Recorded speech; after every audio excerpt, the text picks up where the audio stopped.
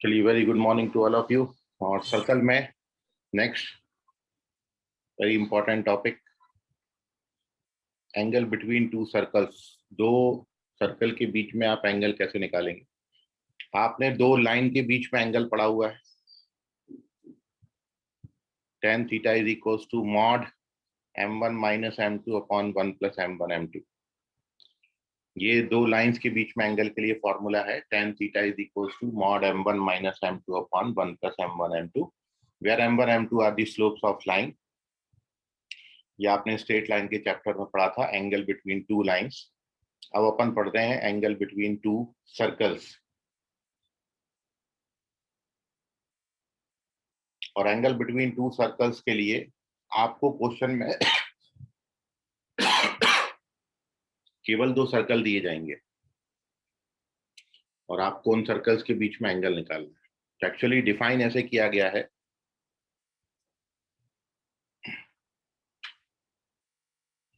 एक लाइन में उसकी डेफिनेशन लिख देता हूं, आगे फिर अपन उसको वेरीफाई करेंगे और यहां से फिर ऑर्थोगोनैलिटी की कंडीशन अपनी बनेगी। So our first heading is angle between two circles.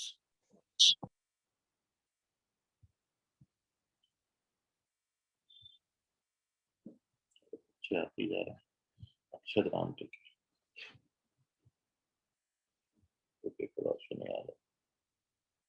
Good morning sir. Morning. Good morning sir. Good morning. Angle between two circles, दो सर्कल के बीच में एंगल। तो जो डिफाइन किया गया है एंगल बिटवीन टू सर्कल्स, या फिर आगे angle between two curves. Circle के बजाय सर्कल पैराबोला है, पैराबोला पैराबोला है, पैराबोला एलिप्स है, कोई भी दो कर्व आएंगे अदर देन स्ट्रेट लाइंस, क्योंकि स्ट्रेट लाइन के लिए हमारे पास डायरेक्ट फॉर्मूला है। अब यदि अदर देन स्ट्रेट लाइन कोई भी दो कर्व आते हैं और उन कर्व के बीच में आपने एंगल फाइंड करना है, तो to find angle between two curves, यही कंसेप्ट लगेगा जो आप यहाँ पर डिस्कस कर रहे हैं। तो to find angle between two circles, जो एंगल है वो इस तरीके से डिफाइंड है। Angle between two circle is angle between tangents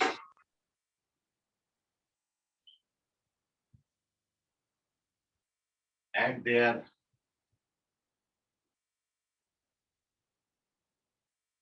point of intersection।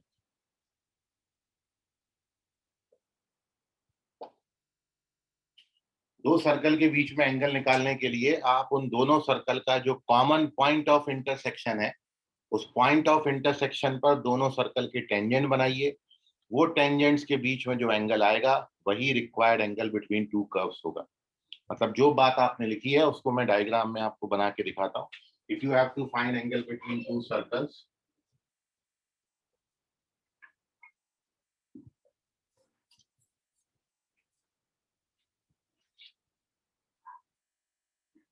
आपको क्वेश्चन में सर्कल के इक्वेशन गिवन होंगे और सर्कल की इक्वेशन से you have to find angle between these two circles.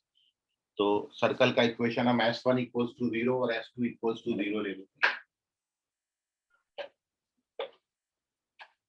These are the two circles।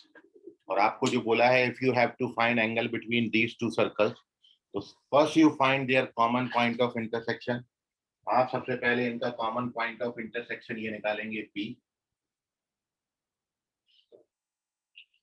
इस P पर दोनों कर्व की टेंजेंट निकालेंगे, दोनों सर्कल की, क्योंकि अपन जानते हैं यदि सर्कल पर कोई पॉइंट दिया है तो वो पॉइंट पर अपन टेंजेंट का इक्वेशन बना सकते हैं। तो यहाँ पर आपने क्या करना है, यहाँ पर ये पॉइंट P पर सर्कल की टेंजेंट बनानी है। ये जो पहला सर्कल है S1, ये S1 का पॉइंट P पे टेंजेंट बनाए, टेंजेंट है ना, तो ध्यान में रखना, टच करके वही लाइन बनाना और इसी पॉइंट पर दूसरे सर्कल का भी टेंजेंट बनाना। ये दोनों सर्कल का टेंजेंट ले लिया, इनको नामकरण कर देते हैं इनका।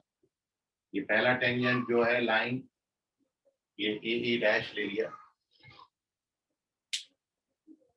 और बना लेते हैं अच्छे से ताकि डायग्राम क्लियर हो जाए।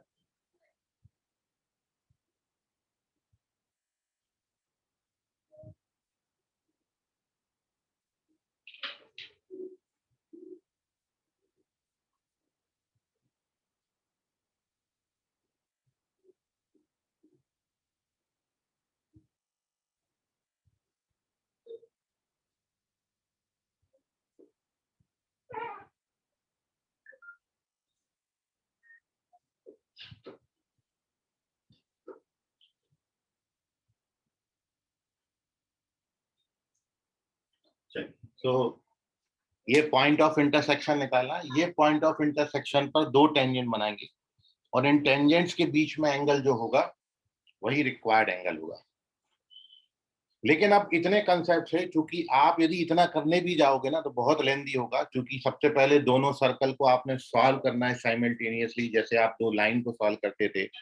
फिर आपको पॉइंट मिलेगा, फिर पॉइंट पर आप टेंजेंट की इक्वेशन बनाओगे, फिर टेंजेंट की इक्वेशन देख के स्लोप निकालोगे, स्लोप देख के m1 m2 जब स्लोप मिलेगा तो फिर एंगल का फॉर्मूला लगाओगे, तब जाके आपको एंगल मिलेगा। तो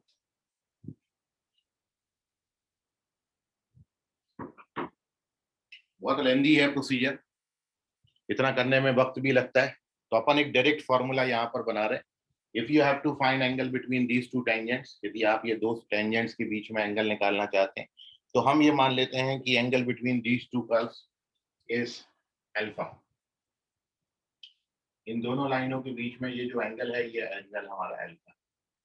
तो alpha is the required angle between two curves. इन दोनों कर्व के बीच में जो एंगल होगा वो अल्फा होगा। हमको अल्फा कैलकुलेट करना है। तो एक जो तरीका है जो कि लिखा हुआ है, angle between two circles is the angle between their tangents at common point of intersection. सबसे पहले दोनों सर्कल को सॉल्व करके P निकालना है पॉइंट। पॉइंट निकल जाने के बाद दोनों सर्कल पर टेंजेंट की इक्वेशन बनानी है। आप जानते हो सर्कल पर कोई पॉइंट दिया हो तो आप टेंजेंट बना सकते हो। टेंजेंट का मतलब दो लाइंस आपको मिलेंगी, दो लाइन से आपको दो स्लोप मिल जाएंगे। फिर स्लोप यदि आपके पास दो लाइन का है तो एंगल अपन निकाल सकते हैं tan थीटा का फॉर्मूला लगा के, mod m1 minus m2 upon 1 plus m1 m2। But इतना कुछ करने में थोड़ा सा वक्त लगता है, बजाय इसके मैं आपको डायरेक्ट फार्मूला यहाँ पर निकालता हूँ, उसको आप बड़ा ध्यान से समझिएगा। तो देखिए, जब आपको सर्कल के इक्वेशन दिए हैं तो सर्कल के इक्वेशन से आपको सर्कल के सेंटर्स मिल जाएंगे। ये मान लीजिए फर्स्ट सर्कल का सेंटर है C1 और ये सेकंड सर्कल का सेंटर है C2। और जब आप सेंटर से इस पॉइंट को ज्वाइन करेंगे, सेंटर से इस पॉइंट को ज्वाइन करेंगे तो ये जो लेंथ है ये R1 लेंथ होगी, सर्कल की रेडियस। और दूसरा, जब आप इसको ज्वाइन करोगे तो ये इस टेंजेंट पे परपेंडिकुलर होगा, क्योंकि ये जो लाइन बनेगा CP, ये CP जो लाइन बने, ये जो CP है ये इस टेंजेंट पे क्या होगा, परपेंडिकुलर होगा। तो इसलिए ये जो एंगल बनेगा आपका ये 90 डिग्री एंगल बनेगा। एंड सिमिलरली जब आप C2P को ज्वाइन करते हो तो C2P इस वाली टेंजेंट पर परपेंडिकुलर होगा, इसलिए ये एंगल भी आपका 90 डिग्री। तो ये एंगल भी 90 होगा, ये एंगल भी 90 होगा, चूंकि C1P इस टेंजेंट पर नॉर्मल होगा, C2P इस टेंजेंट पर नॉर्मल होगा। आपने पढ़ा है पॉइंट ऑफ कांटेक्ट को सेंटर से ज्वाइन कर दो तो नॉर्मल बन जाता है। तो एक तो ये हो गया। दूसरा, आप यदि C1 C2 को ज्वाइन कर लें, ये C1 C2 को मैंने ज्वाइन कर दिया तो आपको यहाँ पर एक ट्राइंगल मिलता है, ट्राइंगल C1P C2। आपको ये ट्राइंगल मिला C1P C2 ट्राइंगल। और C1P C2 ट्राइंगल में यदि ये एंगल को मैं थीटा ले लेता हूं, if we take this angle, angle P theta, तो अपनी बात खत्म। भाई इतना सा डायग्राम है और अब आपका फॉर्मूला आ जाएगा। मैंने कुछ भी नहीं किया, केवल ज्वाइन किया है। सर्कल हमको पता है, सेंटर रेडियस पता होगा, सर्कल हमको पता है, सेंटर रेडियस हमको पता होगा। इस सर्कल की रेडियस R2 हो जाएगी। अब देखिए, मैं ये वाला डायग्राम यहाँ नीचे बना देता हूँ। ये जो आपने दोनों सेंटर्स को ज्वाइन किया, C1 को C2 को, ये लेंथ R1, ये लेंथ R2 और ये एंगल मैंने थीटा माना। ये डायग्राम जो ऊपर बनाया है ये वो है। अब यदि आप इसमें ये एंगल थीटा पता करना चाहते हैं तो आप जानते हो इस ट्राइंगल में थीटा कैलकुलेट करने के लिए आपके पास फॉर्मूला है। मैं इस लेंथ को डी नाम दे देता हूं। डी क्या है? D distance between their centres है, डी। तो अब आपको ट्राइंगल की तीनों साइड पता है और ट्राइंगल का एंगल चाहिए, तो अपन जानते हैं कोसाइन रूल। कोसाइन रूल से आप जानते हो इस ट्राइंगल में कॉस थीटा कितना हो जाएगा। तो कॉस थीटा के लिए फॉर्मूला हो जाएगा r1 square plus r2 square minus opposite side subtract होती है 2r1 r2। याद करो आप कॉस ए का formula p Yes, sir. Square minus a square upon 2bc, ये वो लिखा हुआ है। ठीक है, सो ये आ गई आपकी, क्योंकि तीनों साइड्स के लेंथ पता है तो अपन कोसाइन रूल से ये एंगल निकाल सकते हैं। cos theta is equals to r1 square plus r2 square minus d square upon 2r1 r2। ये फार्मूला हो गया। अब आप यहाँ पर एक चीज और देखें कि बहुत इंपॉर्टेंट बात अब मैं कर रहा हूं, चूंकि हमको थीटा नहीं निकालना था, we have to calculate alpha. Theta तो ये वाला एंगल है बड़ा, आपको ये दोनों ब्लू लाइन के बीच का एंगल कैलकुलेट करना है। We have to calculate angle alpha, हमको थीटा कैलकुलेट नहीं करना था। तो अब मैं आपको थीटा और अल्फा में रिलेशन बना रहा हूं। तो अब आप देखो, यदि इस पूरे पोर्शन की बात करो, इसमें आप देख रहे हो, अब चूंकि सिंस ये एंगल 90 डिग्री है, तो यहां से शुरुआत करते हैं। Alpha plus 90 degree plus theta plus 90 degree, तो आप देखोगे ये 360 डिग्री हो जाता है। ये alpha plus 90 plus theta plus 90, तो ये पूरा एक एंगल बन गया। और ये एंगल कितना हो जाएगा? 360। तो यहां से आप थीटा का वैल्यू लिख सकते हो, theta is equal to 180 minus alpha. और देयरफॉर अब यदि आप ये थीटा का वैल्यू यहां पर डाल दें, so therefore from equation first, theta की जगह पर 180 माइनस अल्फा डाल दिया, तो cos 180 minus alpha is equal to r1 square plus r2 square minus d square upon 2r1 r2।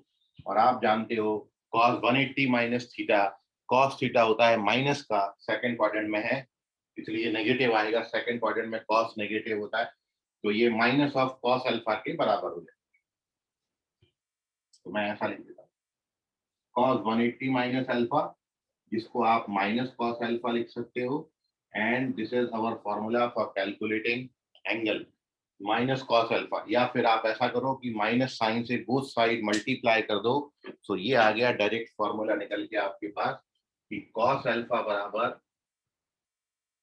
D square minus r1 square minus r2 square upon 2r1 r2। This is the formula for calculating angle between two circles. अब यहाँ पर कहीं भी आपको point नहीं निकालना पड़ेगा, tangent नहीं बनानी पड़ेगी, स्लोप नहीं निकालना पड़ेगा, टेन थीटा नहीं लगाना पड़ेगा, directly you get the angle. क्योंकि मेरे को दो सर्कल दिया है, मतलब मेरे को दो सेंटर और दो रेडियस दिए हैं, और मैं सेंटर्स के बीच का डिस्टेंस से डी भी निकाल सकता हूँ। मतलब ये काम जो R1 R2 C1 C2 आपने किया था, ये सिस्टम ऑफ टू सर्कल के लिए किया था, जहां पर आप नंबर ऑफ कॉमन टेंजेंट्स निकालते थे। वहां पर भी अपन यही करते थे, सेंटर्स के बीच का डिस्टेंस निकाल के रेडियस के सम से या डिफरेंस से कंपेयर करते थे। तो अपन यहाँ भी डी निकाल लेंगे। बस मेरे को दो सर्कल दिए हैं, तो मैं R1 निकाल सकता हूँ, R2 निकाल सकता हूँ, मैं सेंटर्स के बीच का डिस्टेंस निकाल सकता हूँ। Once we get all this thing, इस फॉर्मूला में वैल्यू डाल दीजिए and you get your angle. तो cos अल्फा के लिए ये फॉर्मूला होता है। ठीक है, इसमें आप यदि ये फॉर्मूला याद नहीं आता, तब आपको वो पूरा करना पड़ेगा, पॉइंट निकालना पड़ेगा, दो टेंजेंट बनानी पड़ेंगी, स्लोप निकालना पड़ेगा और एंगल का फॉर्मूला लगाना पड़ेगा। वो सबसे आप बच गए, इतना फॉर्मूला भर आपने याद रखना है। इतनी बात में आपको कोई डाउट है तो पूछिए। Take the screenshot of this page.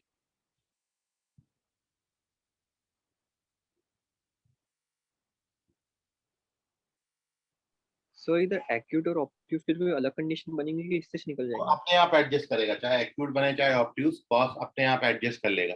Positive हो जाएगा तो एक्यूट बनेगा, यदि नेगेटिव आएगा तो ऑब्ट्यूज बन जाएगा। ये जो वैल्यू है, ये पॉजिटिव या नेगेटिव आएगी, उसके अकॉर्डिंग एक्यूट ऑब्ट्यूज हो जाता है।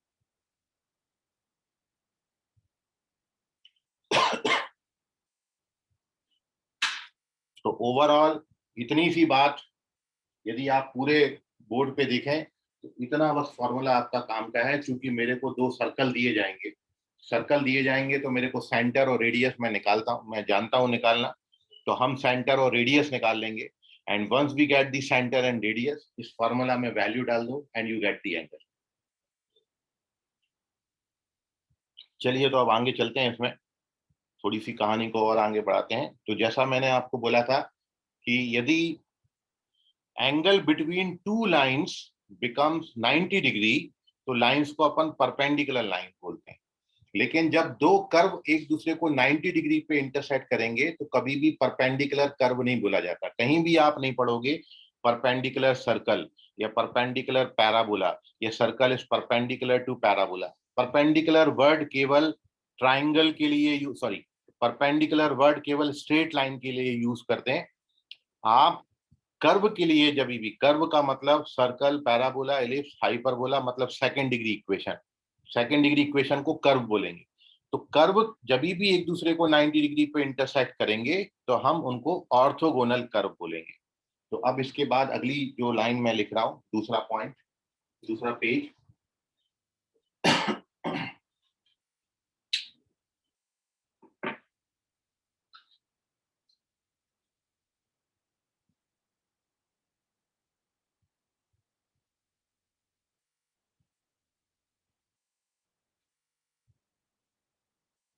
और वो मैं लिख रहा हूं condition of orthogonal circle.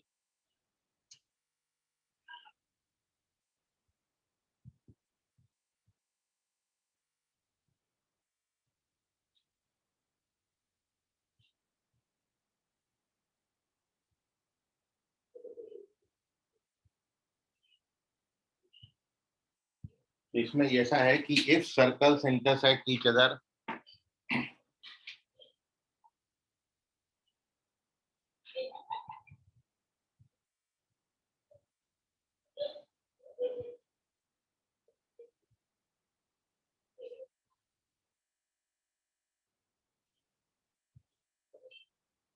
at 90 degree, then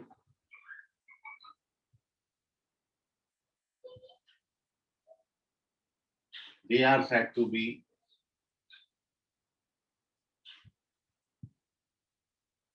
orthogonal, and therefore यदि कर्व ऑर्थोगोनल है मतलब 90 डिग्री पर इंटरसेक्ट करें, तो कंडीशन क्या बनेगी? जो अपन ने अभी cos अल्फा निकाला उसमें अल्फा 90 डिग्री हो जाए,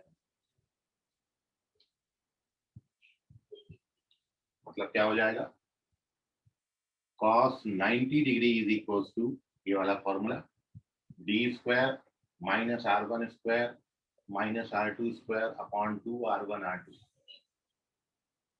and therefore this implies cos 90 zero होता है, ये पूरा जीरो हो जाएगा। तो ये आ जाएगी आपके पास condition r1 square plus r2 square is equal to D square या फिर माइनस डी स्क्वायर बराबर जीरो। ये दो सर्कल के ऑर्थोगोनल होने की कंडीशन है। कभी भी दो सर्कल एक दूसरे को ऑर्थोगोनल मतलब 90 डिग्री पर इंटरसेक्ट करें तो उनके रेडियस के स्क्वायर का सम इज इक्वल्स टू उनके सेंटर्स के बीच के डिस्टेंस के स्क्वायर के बराबर।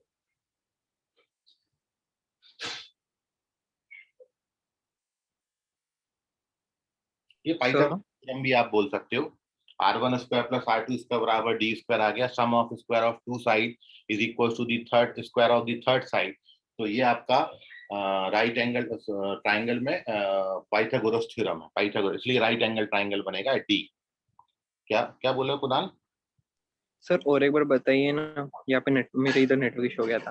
देखिए सिंपल है, हमने बोला है कि यदि एंगल 90 डिग्री है तो हम बोलेंगे कर्व एक दूसरे को ऑर्थोगोनली इंटरसेक्ट करते हैं। ठीक है, मतलब परपेंडिकुलर वर्ड यूज करते, परपेंडिकुलर की जगह ऑर्थोगोनल वर्ड यूज किया जाता है। अब एंगल यदि 90 डिग्री है तो हमने यहाँ पर 90 डिग्री डाल दिया फॉर्मूला में, cos 90 जीरो होता है तो ये पूरा जीरो हो जाएगा, तो आपको न्यूमरेटर बराबर जीरो मिल जाएगा। तो ये दो सर्कल के ऑर्थोगोनल होने की कंडीशन है। यदि दो सर्कल एक दूसरे को 90 डिग्री पर इंटरसेक्ट करते हैं तो हमेशा ये होगा r1 square plus r2 square बराबर डी स्क्वायर। और अब मैं यही बात आपको ये तो अभी मैंने लिखा ही वो सर्कल के लिए जिसका सेंटर रेडियस आपको पता है। मैं आपको जनरल के लिए भी लिखा देता हूँ कि दूसरी एक इम्पोर्टेंट बात। सर वहाँ पे माइनस से क्यों मल्टीप्लाई किया गया कहाँ पे? ऊपर सर, डी स्क्वायर वाला वो माइनस कॉस अल्फा के बराबर थे ना, फॉर्मूला देखो जो हमने हाँ हाँ। फॉर्मूला बताया, वो माइनस कॉस अल्फा बराबर था। तो इधर का जो माइनस है वो इधर मल्टीप्लाई करो। चलिए, इफ सर्कल्स, जनरल फॉर्म में बता रहा हूँ, x square plus y square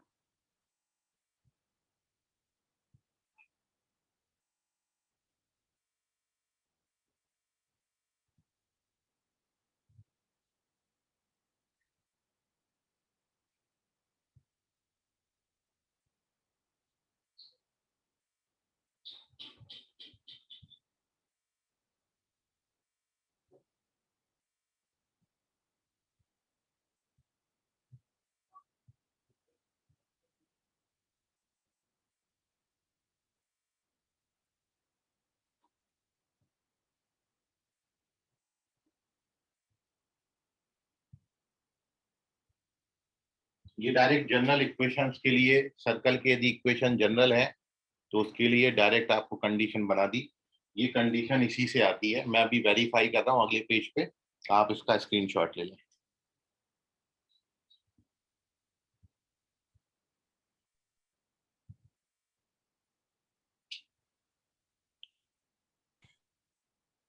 तो देखिए, here we verify this condition.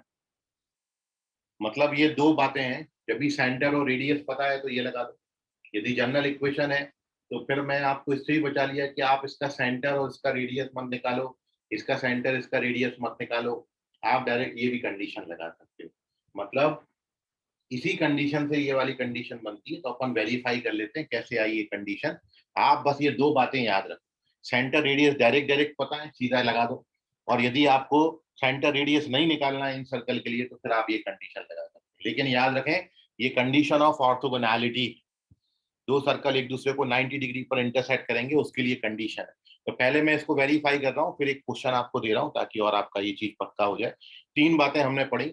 एक तो एंगल बिटवीन टू सर्कल्स, जो कि कॉस अल्फा बराबर T square minus R one square minus R two square upon two R one R two होता है। दूसरा, यदि 90 डिग्री एंगल बनेगा तो ये कंडीशन ऑफ ऑर्थोगोनल सर्कल है। और जनरल इक्वेशन यदि सर्कल के दिए हैं तो ये कंडीशन ऑफ ऑर्थोगोनल सर्कल है। ठीक है। सो अब आपको मैं इसको वेरीफाई कर रहा हूँ पेज नंबर 3 पर। Take the screenshot of this page. और जिन भी बच्चों का अच्छा स्क्रीनशॉट आ रहा है, जिनको प्रॉपर दिखाई दे रहा है, वो ग्रुप में शेयर कर दें। कुछ कुछ बच्चों का यहाँ नेटवर्क इशू रहता है, इसलिए आप उसको शेयर कर दें तो उनका भी थोड़ा सा भला हो जाए। बाकी वीडियो तो मैं डालता ही हूँ ग्रुप में। सर फॉर्मूले में C1+C2 है ना? हाँ, C1+C2 है। कैसे आया वो मैं वेरीफाई करता हूँ पेज नंबर 3 पर। सर हाँ बोलिए। सर हम सेंटर और रेडियस निकाल के वो फर्स्ट वाले फॉर्म में हाँ, पुट वो कर भी लगा देंगे। सकते हैं, सेम कंडीशन आएगी, वो भी लगा सकते हैं। एक्चुअली ये जो बना है ये इसी से बना है। इसका मैं सेंटर वेरीफाई जो कर रहा हूँ अभी, उसमें कर यही रहा हूँ कि सेंटर और रेडियस निकालूंगा और इसमें डाल दूंगा तो ये कंडीशन आ जाएगी। ठीक है। तो उसमें समय लगता है कि सेंटर निकालो रेडियस निकालो, फिर सेंटर निकालो रेडियस निकालो, फिर इस फॉर्मूला में डालो, तब जाके आपको कंडीशन मिलेगी। बजाय इसके इन सब कैलकुलेशन से मैं आपको बचा लिया, डायरेक्ट ये कंडीशन दे दिया। बाकी ये कंडीशन आती वैसे ही है, मैं उसको वेरीफाई करके दिखा रहा हूँ।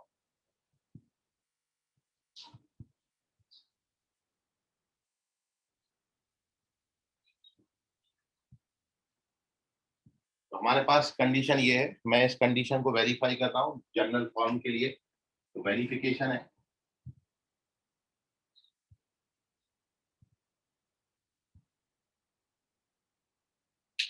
और वेरिफिकेशन में आप देखिए यहाँ पर सबसे पहले मैं क्या करूंगा, अपन जानते हैं ऑर्थोगोनल की जो कंडीशन है वो ये होती है, since we know that condition of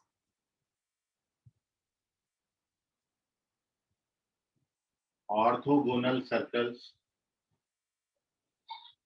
is R1 square plus R2 square बराबर D स्क्वायर,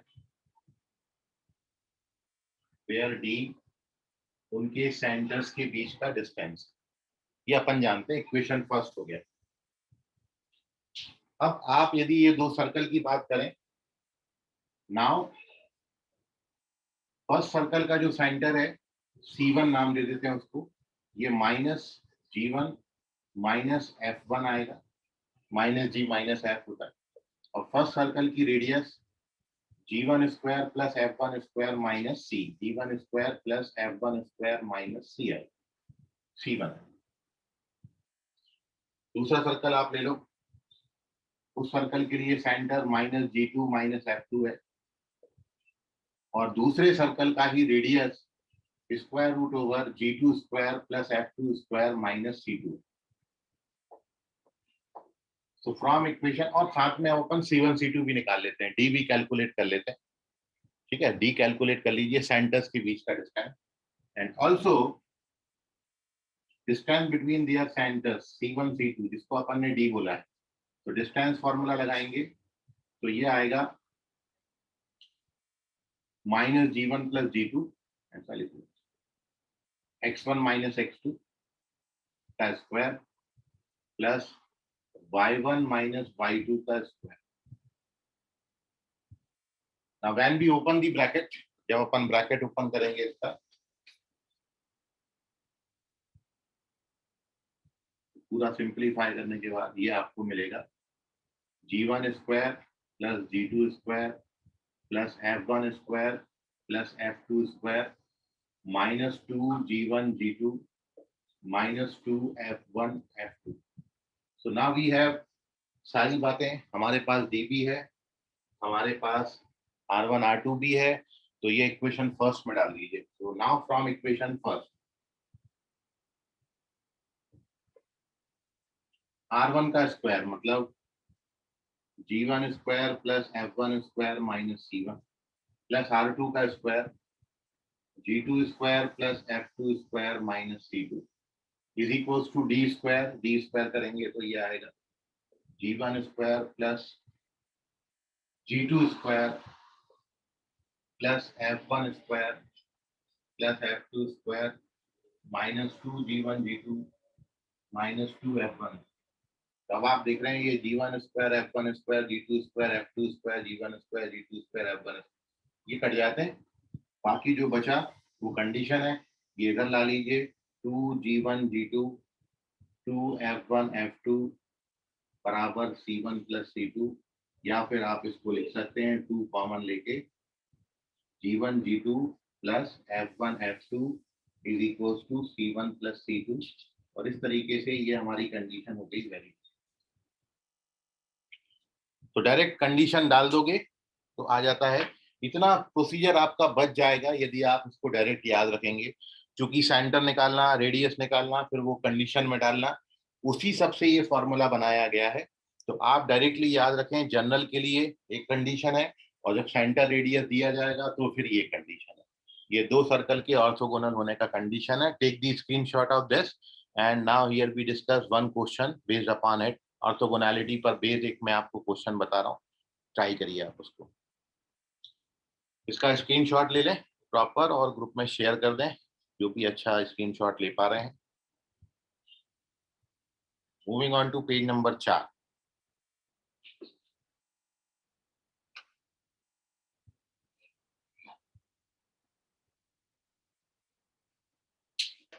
सो उसके वेरिफिकेशन से फ्रॉम इक्वेशन 1 से एक्सप्लेन करो ना।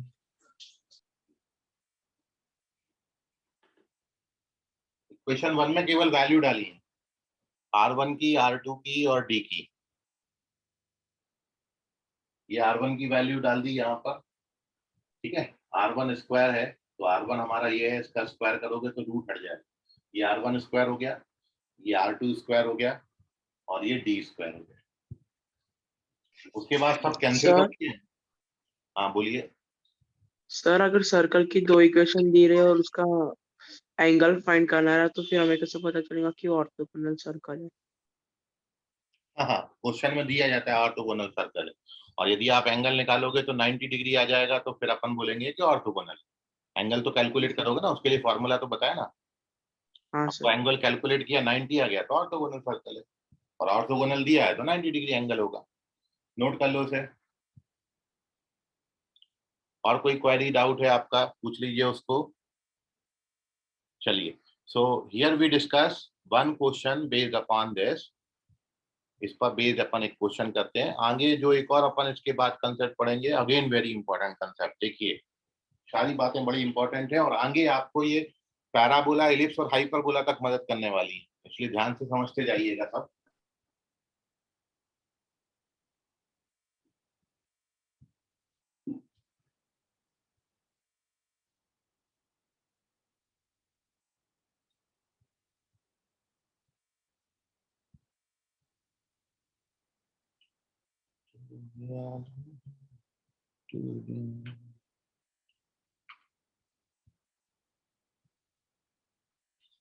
देखिए question, you have to find the value of lambda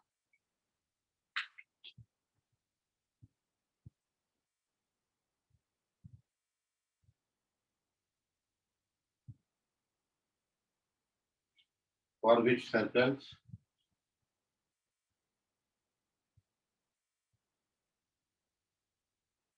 x square plus y square plus 2 lambda x 6y plus 1 equals to 0 intersects the circle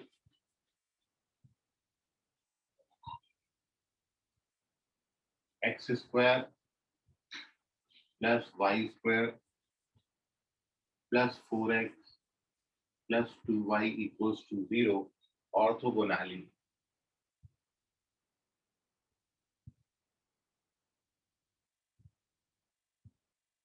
Orthogonally is आपके option है -5/2, -1, -11/8 या फिर -5/4। Which option is correct?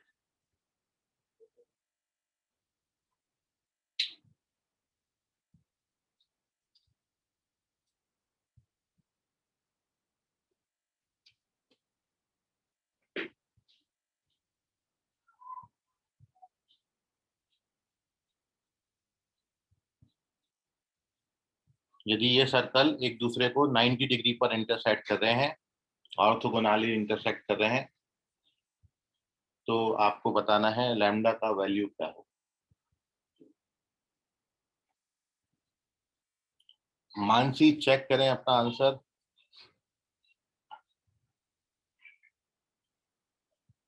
Anshu correct है, very good Anshu.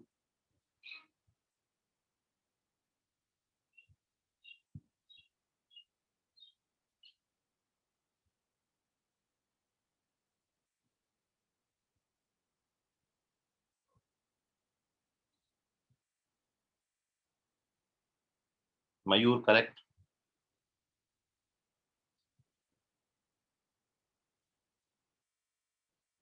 Rishabh बोधे correct है।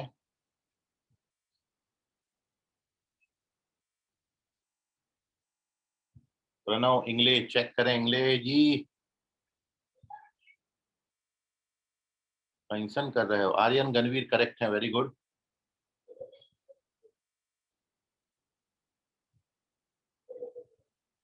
अक्षत राम टेके check करें अपना answer. संकेत उमरेडकर चेक करें अपना आंसर, गलत जवाब है। Mansi now you are correct, Sejal correct है। रवि कुमावत चेक करें।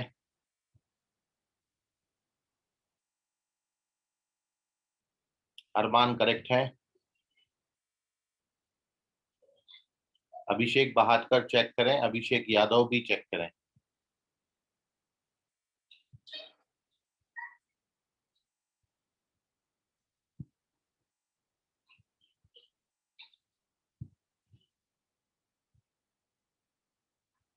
Ashlesha Hedau correct, very good.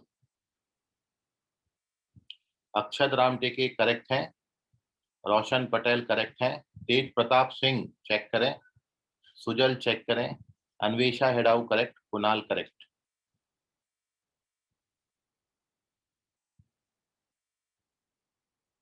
Ravi Kumawat check करें, साहिल साहू करेक्ट, मृदुल मेश्राम चेक करो, सुजल चेक करो, हर्ष वैष्णव करेक्ट, हर्ष अंबारते चेक करिए, अभिषेक बहादकर चेक अगेन, आदित्य चेक करें, तनीषा करेक्ट है, हर्षल भाकरे चेक करें।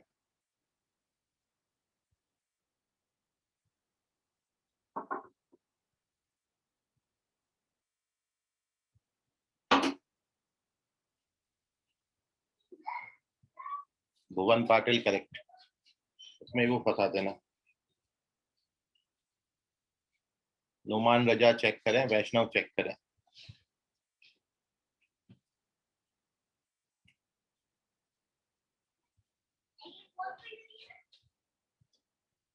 साइन पॉजिटिव आएगा क्या?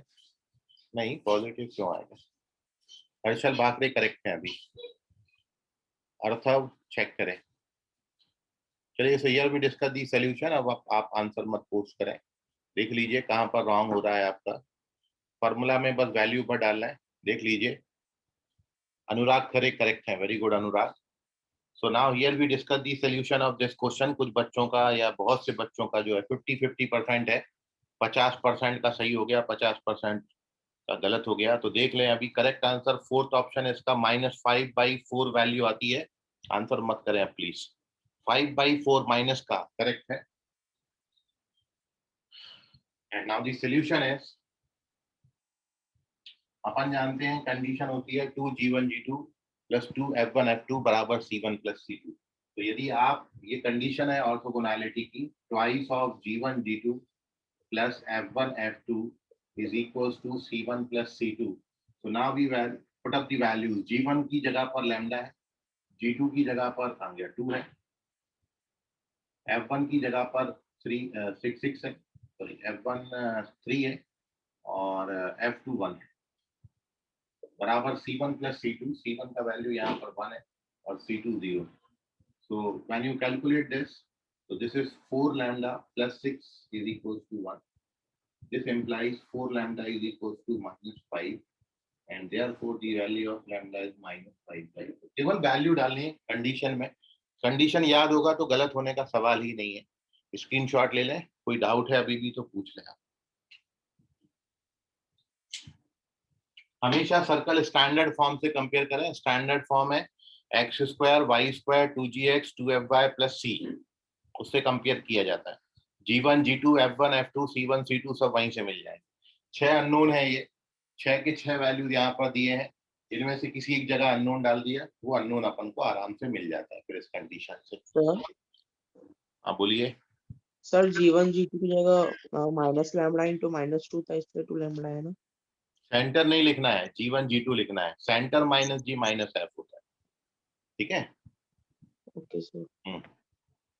ये सेंटर नहीं लिखा है यहाँ पर, ये ट्वाइस ऑफ G1 G2 लिखा है, क्योंकि आपने जो स्टैंडर्ड जो कंडीशन ये वाली बनाई थी, ये कंडीशन जो बनाई है वो इन सर्कल के लिए बनाई। आपने सर्कल का equation x² y² 2G1x 2F1y + C1 और x² + y² + 2G2x 2F2y + C2, ये सर्कल की इक्वेशन लिए। इनका सेंटर होता है -G1 -F1। तो आपको सेंटर नहीं लिखा है यहाँ पर, G1 G2 लिखा है। तो यदि आप इस सर्कल को इस सर्कल से कंपेयर करोगे तो G1 की जगह पर लैम्डा और F1 की जगह पर 3, ठीक है। तो उससे कंपेयर करना है आपको, सेंटर्स नहीं लिखे, ये याद रखें, ये सेंटर्स नहीं है।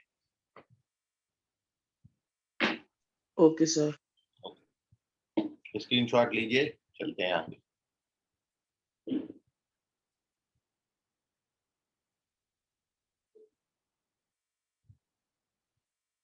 Moving on to page number 5।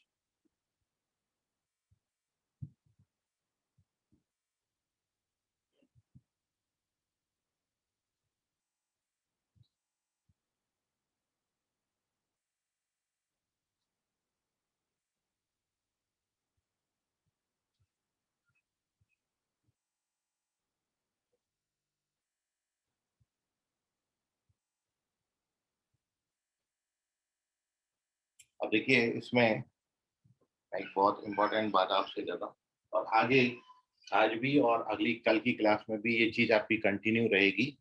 बहुत कुछ इंपॉर्टेंट फॉर्मूले अब आपके सामने आ रहे हैं। Page number 5। तो आपने एक बात पहले करी थी, position of point when point lies on the circumference. जब पॉइंट सर्कल के ऊपर आता था तो आप बोलते थे कि उस पर हम टेंजेंट बना सकते हैं, तो आपने वेरियस फॉर्म्स ऑफ टेंजेंट लिखे थे।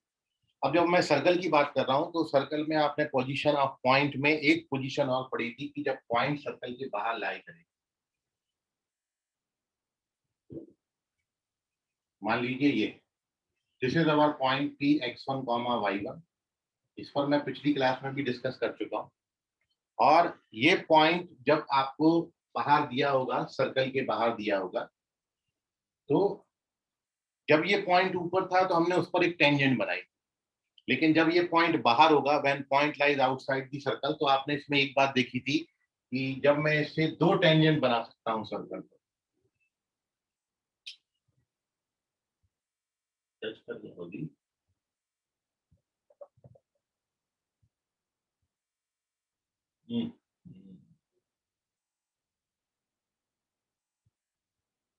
टच करेंगे।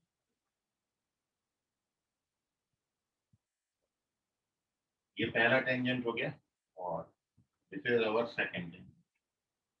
तो हम सर्कल पर दो टेंजेंट बना सकते हैं। और आपने इसके पहले क्लास में सीखा था कि जब आप ये दो टेंजेंट बनाओगे और इन पॉइंट ऑफ कांटेक्ट को मैं Q और R नाम दे देता हूं यदि, तो आपने इसमें ये पहले पढ़ चुके हैं, यदि सर्कल की इक्वेशन ऐसे तो PQ और PR ये दोनों लेंथ में बराबर होते हैं, और ये लेंथ ऑफ टेंजेंट हम वेरीफाई कर चुके हैं √S1। एक तो ये होती है कि जब हम दो टेंजेंट बना लेते हैं तो ये दोनों टेंजेंट की जो लेंथ होती है ये √S1 होती है। आप जानते हो S1 क्या है? S1 सर्कल की इक्वेशन को पॉइंट से सेटिस्फाई कराता है, तो ये √S1 आता है। ये आपने पहले पढ़ा। अब इसमें अगली बात मैं जो कर रहा हूं वो ये है कि आपको अगला क्वेश्चन ये पूछा जाता है, ये दोनों इक्वेशन का टेंजेंट क्या होगा, सॉरी इक्वेशन क्या होगा, इन दोनों टेंजेंट की इक्वेशन क्या होगी। तो इसमें एक तो आप ये फॉर्मूला यूज कर सकते हैं, वो फॉर्मूला मैं यहाँ पर लिख रहा हूँ। तो एक तो ये बात हो गई आपकी, इस पर्टिकुलर सिचुएशन में लेंथ ऑफ टेंजेंट इनको PQ और PR से डिनोट करेंगे, ये √S1 होता है। ये है आपकी length of tangent, length of tangent ये अपन पहले पढ़ चुके हैं, कैसे निकाला था, वेरीफाई भी किया हुआ है आपने। दूसरी बात, यहां पर आपको इस डायग्राम में कंबाइंड इक्वेशन ऑफ टेंजेंट्स, क्योंकि ये दो लाइन बनेंगी, इन दोनों लाइन का जो कंबाइंड इक्वेशन है आप इस तरीके से लिख सकते हैं। जो कंबाइंड इक्वेशन ऑफ टेंजेंट यहाँ पर होता है वो होता है, it is given by the equation S1 बराबर T स्क्वायर, वेयर S क्या होता है, तो where S is the equation of circle x square y square minus R square. S1 क्या होगा, सर्कल के इक्वेशन को पॉइंट से सेटिस्फाई कराना है। और T क्या होता है, T फॉर टेंजेंट। और आपने ये पढ़ा है कि टेंजेंट की इक्वेशन, यदि मेरे को इस सर्कल पर टेंजेंट बनाना है x1 y1 पॉइंट पे, तो आपको ये बताया है कि x स्क्वायर की जगह पर आप क्या लिख देना, x(x1), y स्क्वायर की जगह y(y1) और कांस्टेंट की जगह कांस्टेंट। ठीक है, कोई भी कर्व हो उस पर कोई पॉइंट दिया हो, आपने टेंजेंट लिखनी है तो हमेशा हम यही करेंगे, x स्क्वायर को रिप्लेस करेंगे x(x1) से, y स्क्वायर को रिप्लेस करेंगे y(y1) से, और कांस्टेंट को रिप्लेस कर देंगे कांस्टेंट से। तो यदि आप ये S1 और T का वैल्यू यहाँ डाल दो तो आपको ये दोनों टेंजेंट्स की इक्वेशन मिल जाएगी। लेकिन जब आप ये इक्वेशन आगे पढ़ेंगे तो ये कंबाइंड इक्वेशन ऑफ लाइंस बनेगा, मतलब पेयर ऑफ लाइंस बनेगा। ठीक है, पेयर ऑफ लाइंस आपको मैं आगे बताऊंगा, तो वहां से अपन पेयर ऑफ लाइन के कंबाइंड इक्वेशन से सेपरेट इक्वेशन दोनों टेंजेंट के निकाल सकते हैं। ये फॉर्मूला मैं अभी इसलिए बताया क्योंकि सर्कल में, पैराबोला में, एलिप्स में और हाइपरबोला में या दुनिया के किसी भी कर्व पे यदि एक्सटर्नल पॉइंट से जब भी एक्सटर्नल पॉइंट होगा तभी भी दो टेंजेंट ही बनेंगे। अब इसकी जगह पर मैं पैराबोला बना दूं या एलिप्स बना दूं या हाइपरबोला बना दूं, हमेशा एक्सटर्नल पॉइंट से जब भी टेंजेंट ड्रॉ करोगे तो दो टेंजेंट बनेंगे। और सर्कल, पैराबोला, एलिप्स और हाइपरबोला चारों जो आगे 3 चैप्टर पढ़ने वाले हो, उधर भी फॉर्मूला यही, कंबाइंड इक्वेशन ऑफ टेंजेंट का हर जगह पर फॉर्मूला यही है, SS1 बराबर टी स्क्वायर। बस यहाँ पर S की वैल्यू चेंज हो जाएगी जिसके कारण S1 और T भी चेंज हो जाता है, क्योंकि ये एक सर्कल को रिप्रेजेंट करता है। पैराबोला को रिप्रेजेंट करने वाली इक्वेशन अलग होगी, इलिप्स के लिए अलग होगी, हाइपरबोला के लिए अलग होगी। तो ये इक्वेशन हर कर्व में बस चेंज आएंगे। बाकी यदि मैं इनको सिंबॉलिकली लिखूं तो फिर सबके लिए फॉर्मूला यही है, SS1 बराबर टी स्क्वायर।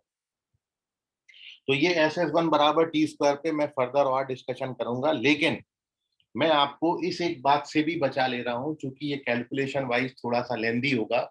मैं आपको एक और तरीका बता रहा हूं जो कि यहाँ भी एप्लीकेबल है, पैराबोला, एलिप्स और हाइपरबोला हर जगह एप्लीकेबल है। और वो तरीका ये है कि एक तो आपको लेंथ ऑफ टेंजेंट पूछेंगे, वो अपन जानते हैं।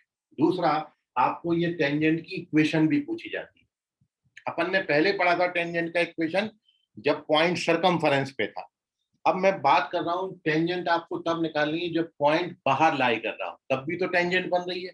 और तभी भी जब टेंजेंट बन रही है और आपको टेंजेंट का इक्वेशन निकालना है, तो मैं आपको वो दूसरा तरीका बता रहा हूँ। एक तो तरीका यही है और दूसरा इसमें मेथड ये है। या फिर आप क्या कर सकते हो,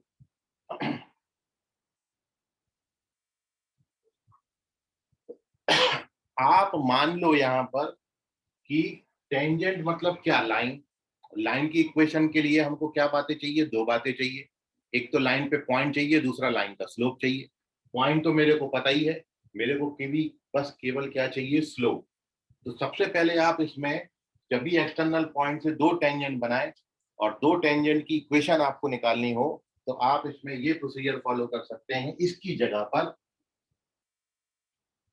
कि आप सपोज कर लीजिएगा स्लोप ऑफ टेंजेंट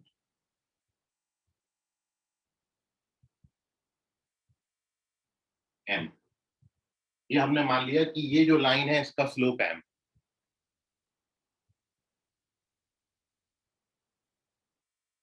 इसका स्लोप m।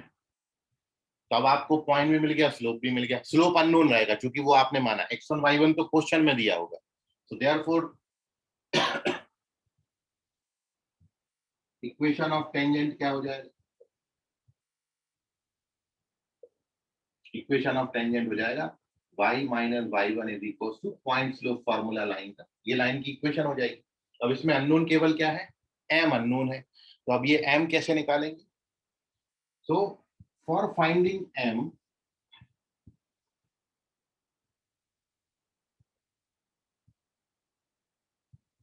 अप्लाई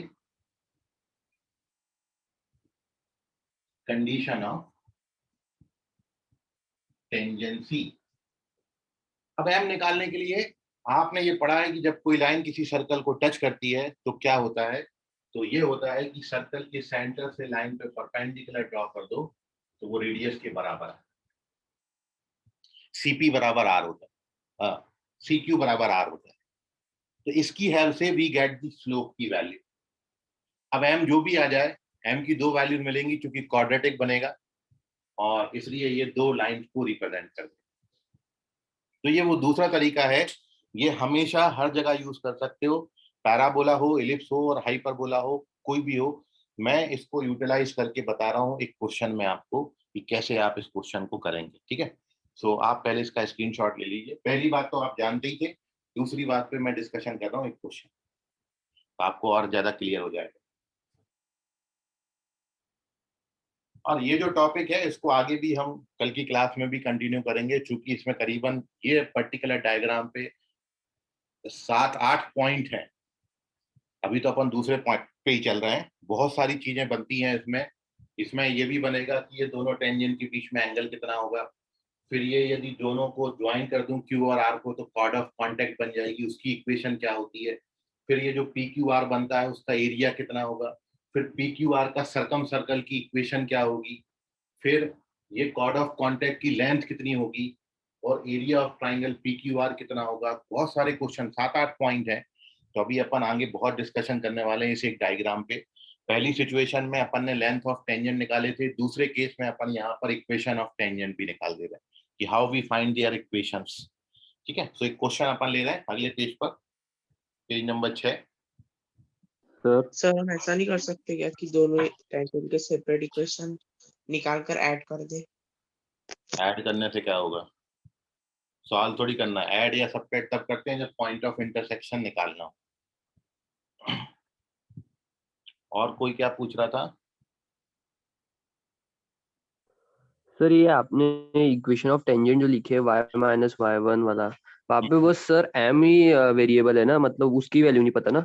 हाँ, बस एम पता होता तो अपन लाइन की इक्वेशन, लाइन फिक्स हो जाएगी ना, क्योंकि अपन जानते हैं एक पॉइंट से तो इनफाइनाइटली मेनी लाइंस पास होते हैं, बट अपन को वो लाइन निकालनी है जो कि इसको सर्कल को टच करते हुए निकले, तो एम उसके अकॉर्डिंग एडजस्ट होगा। तो वही एम कैसे निकालते ओके हैं मैं आपको बता रहा हूँ क्वेश्चन में अप्लाई करके। तो देखिए पेज नंबर 6। लेकिन इसमें ये बहुत जरूरी है कि पॉइंट सर्कल के बाहर होना जरूरी है ना। क्वेश्चन देखते हैं, डायग्राम रहने देते हैं ताकि ये डायग्राम से आपको और चीजें क्लियर हो जाएंगी।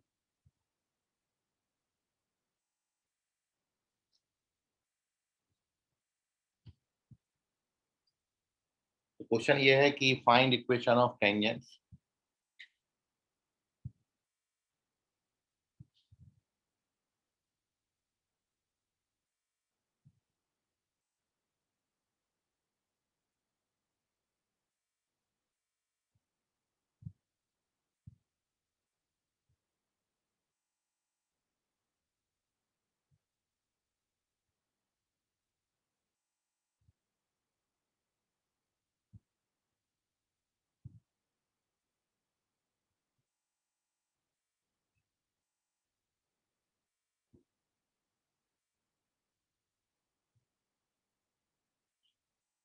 चार ले लो और इजी कर देते, कोई फर्क नहीं पड़ता कैसे भी।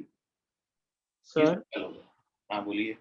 सर पीक्यू का स्लोप फिर -1/r होगा ना हाँ? सर, क्योंकि सीक्यू पीक्यू पे परपेंडिकुलर है। परपेंडिकुलर नहीं है, परपेंडिकुलर हमने बना नहीं है अभी, तब तो एम निकलेगा उसका।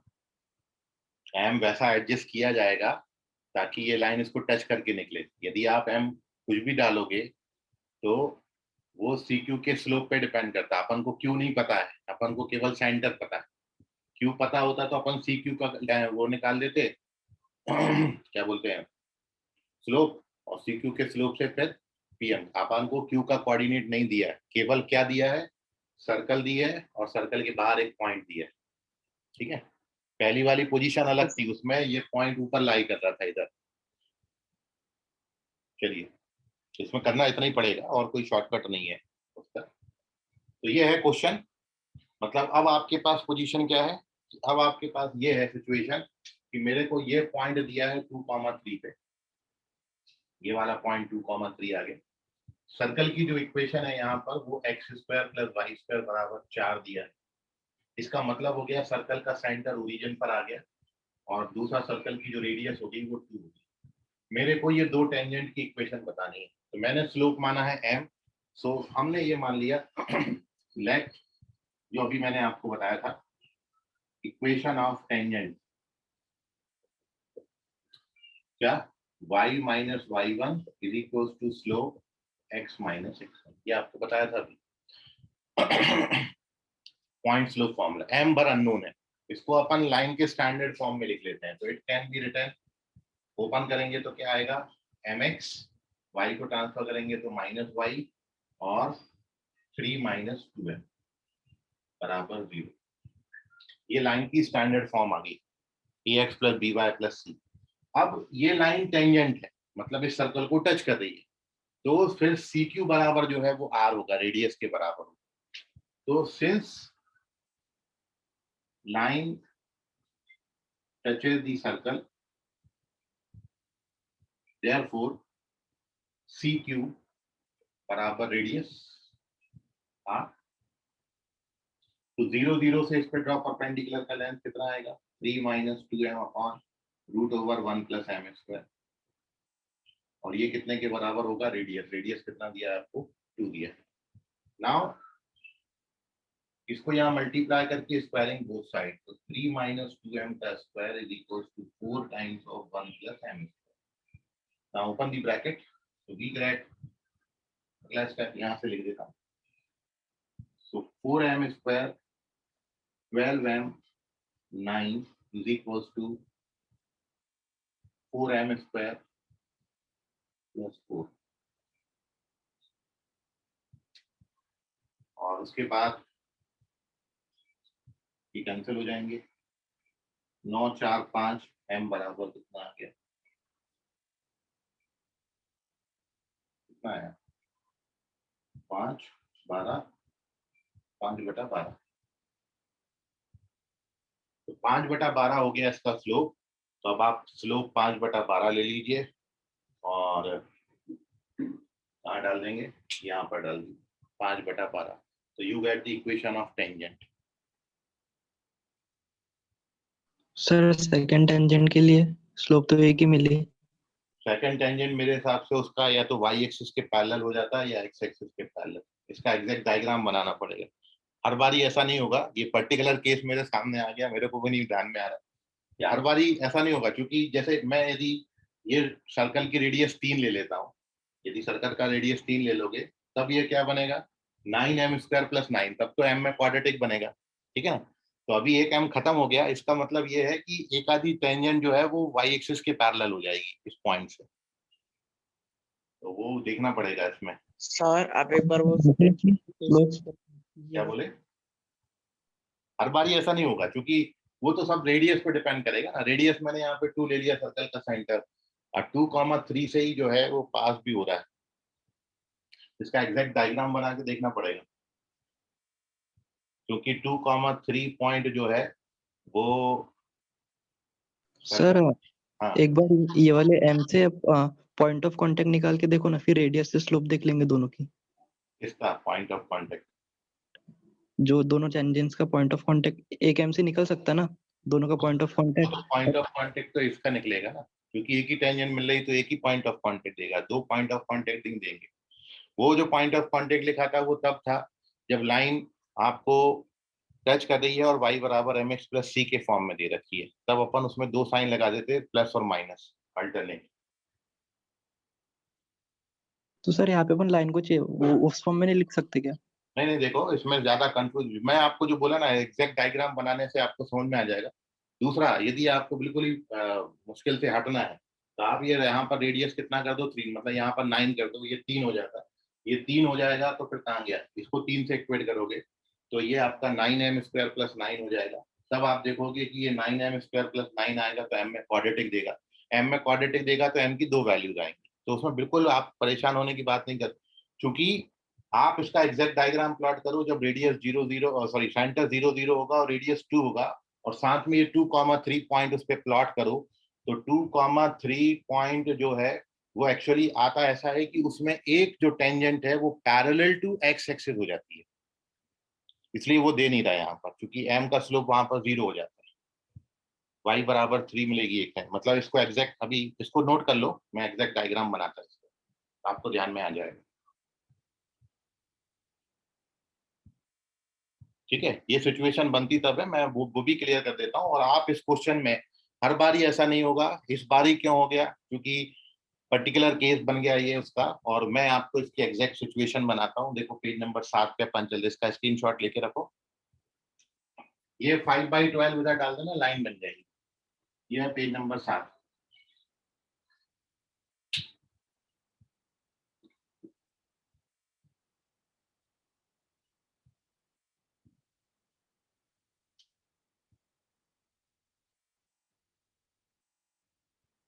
आपने जो सर्कल लिया था वो एक्चुअली x² + y² बराबर 4 लिया।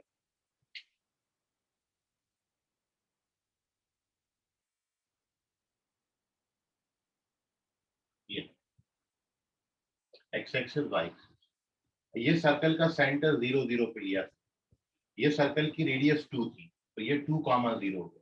अब जो पॉइंट आपने लिया था वो 2, 3 लिया है, आ गया पॉइंट 2, 3। तो जब 2, 3 बनाओगे तो 2, 3 जस्ट इसके ऊपर यहाँ पे कहीं आएगा, क्योंकि ये भी 2 है, ये 0, 2 होगा, 0, 3 जो है वो ऊपर मिलेगा कहीं। तो जब इसके पैरेलल आप जब बनाओगे तो 2, 3 पॉइंट यहाँ पर है, दिस इज द पॉइंट 2, 3। अब ये 2, 3 से आपको टेंजेंट बनानी है, तो एक टेंजेंट जो वाई एक्सिस के पैरेलल आती है और एक टेंजेंट आपको ये वाली मिलती है। मतलब जब दो टेंजेंट बनाओगे आप इस पॉइंट से, तो एक ये मिलेगी टच करा, और एक टेंजेंट जो है वो ये मिलेगी। तो ये वाली तो आपने निकाल दी, ये जो आई 5/12 स्लोप, और ये वाले का चूंकि स्लोप इनफाइनाइट था इसलिए वो नहीं मिली, क्योंकि ये टेंजेंट की इक्वेशन अब x बराबर 2 हो जाएगी, क्योंकि जब स्लोप को इन्फिनिटी डालोगे 1/0 तो ये पूरा 0 हो जाएगा और x बराबर 2 ये टेंजेंट की इक्वेशन आ जाएगी। समझ गया ऋषभ?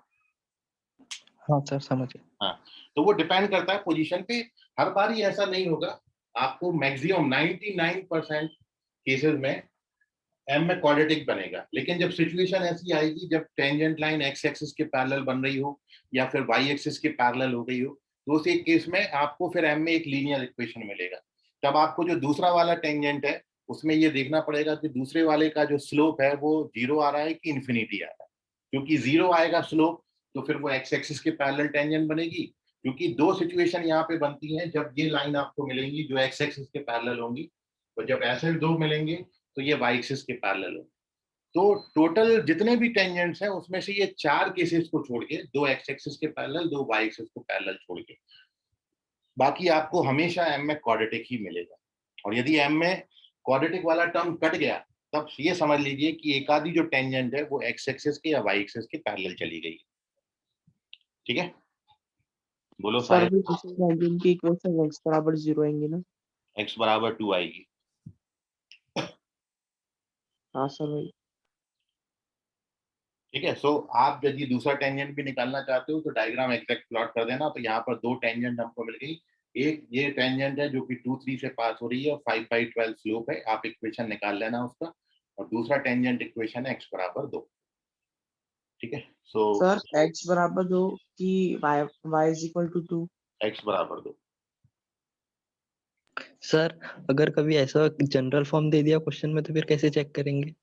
जनरल फॉर्म के लिए भी कंडीशन यही होती है, सेंटर से टॉप परपेंडिकुलर का लेंथ रेडियस से इक्वेट करेंगे, जनरल में भी यही कंडीशन लगती है। नहीं, लेकिन जनरल फॉर्म में अपना m स्क्वायर कैंसिल हो गया तब बोल रहा। जनरल फॉर्म में एम स्क्वायर कैंसिल हो गया मतलब, जैसे अभी बात तो वही है ना, एम में लीनियर बनेगा तो एक तो टेंजेंट मिल जाएगी, और दूसरा जो है वो पॉइंट है। आपको जनरल फॉर्म से क्या लेना देना, जनरल फॉर्म या सर्कल की कोई भी इक्वेशन है, सेंटर और रेडियस तो मिलेंगे ही मिलेंगे ना, सर्कल कहीं भी दिया हो आपको। हाँ सर, लेकिन फिर प्लॉट करना मुश्किल हो जाएगा ना।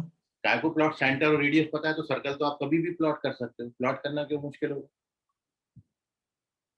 सेंटर और रेडियस यदि सर्कल का मिल गया तो आप तो प्लॉट कहीं भी कर सकते हो, बस होगा ये कि ये सर्कल कहीं ना कहीं शिफ्ट होगा, और शिफ्ट होगा किसी भी पोजीशन में कहीं भी चला जाए सर्कल, हमेशा ये तो लिमिटेशन रहेंगी उस पे कि दो पैरेलल टू एक्स एक्सिस और दो पैरेलल टू वाई एक्सिस आपको मिलेंगी मिलेंगी, तभी तो ये कंडीशन बनेगी। मतलब मैं यदि इस सर्कल का सेंटर कहीं पर और -g -f पे शिफ्ट करके यदि यहाँ पर पोजीशन ला लिया, मान लो सर्कल मैंने ऐसे बना दिया, ये हमारी कोऑर्डिनेट एक्सिस है, तभी भी तो आप ये बता ही सकते हो कि भाई इस पॉइंट से पास होने वाला टेंजेंट जब आप एग्जैक्ट डायग्राम, तो इससे जो पैरेलल टू वाई एक्सिस तो बनेगी बनेगी ना वो लाइन। हाँ सर। ओके, तो इसका स्क्रीनशॉट ले लीजिए, मतलब इसमें क्या बचा, कोई बचेंगे। तो पहले वाले क्वेश्चन में 5/12 डाल देना, लाइन बन जाएगी, और दूसरा आप यदि टेंजेंट लिखना चाहते हो तो उसको x बराबर 2 लिख देना। ये दो आंसर्स हैं, और मैंने जब point lies outside the circle है तो उस केस में हमने यहाँ पर दो बातें अभी तक डिस्कस कर ली हैं, एक तो लेंथ ऑफ टेंजेंट, दोनों लेंथ ऑफ टेंजेंट बराबर होंगी। दूसरी बात हमने डिस्कस करी इक्वेशन ऑफ टेंजेंट। आगे जो बातें मैं डिस्कस करना चाहता हूँ वो आपको मैंने बता दी हैं, वो हम कल की क्लास में खत्म करेंगे। तो कॉर्ड ऑफ कॉन्टेक्ट का इक्वेशन, कॉर्ड ऑफ कॉन्टेक्ट की लेंथ, कॉर्ड ऑफ कॉन्टेक्ट से और टेंजेंट से जो ट्राइंगल बनता है वो ट्राइंगल का एरिया, इसी ट्राइंगल का सरकम सर्कल अपन पढ़ेंगे, और इन्हीं दोनों टेंजेंट्स के बीच में एंगल, एंगल बिटवीन टेंजेंट्स क्या होगा ये हम डिस्कस करेंगे। तो इतने पॉइंट्सों पे कल हम डिस्कशन करेंगे। ठीक, आज के लिए फिलहाल इतना, बाकी करेंगे अगली क्लास में। धन्यवाद सर। हाँ बोलिए। Bye sir. सर कल से तो लॉकडाउन लगा, फिर पेरेंट्स मीटिंग होगी क्या? नहीं, पेरेंट मीटिंग का इंफॉर्मेशन आपको ग्रुप में भेज दिया जाएगा। ठीक है, सर हाँ बोलिए। ठीक है sir. Okay, sir second point फिर से बताइए ना आज इसका। कौन सा सेकंड पॉइंट? सर वो S and S1 is equals to T square वाला। उस पर बेटा मैं एक क्वेश्चन आपको कराऊंगा, वो सेकंड डिग्री जनरल इक्वेशन बनती है, उससे कंबाइंड इक्वेशन ऑफ टेंजेंट मिलते हैं। तो वो सेकंड पॉइंट पे हमने डिस्कशन नहीं किया, वो मैंने फॉर्मूला लिखा है, उस पर कोई डिस्कशन मैंने नहीं किया, क्योंकि उसके लिए मेरे को पेयर ऑफ लाइन आपको पहले बताना पड़ेगा। वो मैं पहले बताऊंगा, फिर अपन उस पर डिस्कशन करेंगे। आपको ये बताया अभी कि जब ये पॉइंट एक्सटर्नल होगा तो दो टेंजेंट निकालने के लिए अपन ये कंसेप्ट का यूज करके टेंजेंट निकाल सकते हैं। ठीक है, वो भी बताने का है, अभी बताया नहीं आपको। ठीक है कुणाल? हाँ ओके सर, डिस्कनेक्ट हो गया था मैं उसको। ओके, चलिए, so bye everyone. Bye bye. Bye sir. Bye sir. Bye sir. Bye everyone, bye, bye sir. Good night, take care, bye.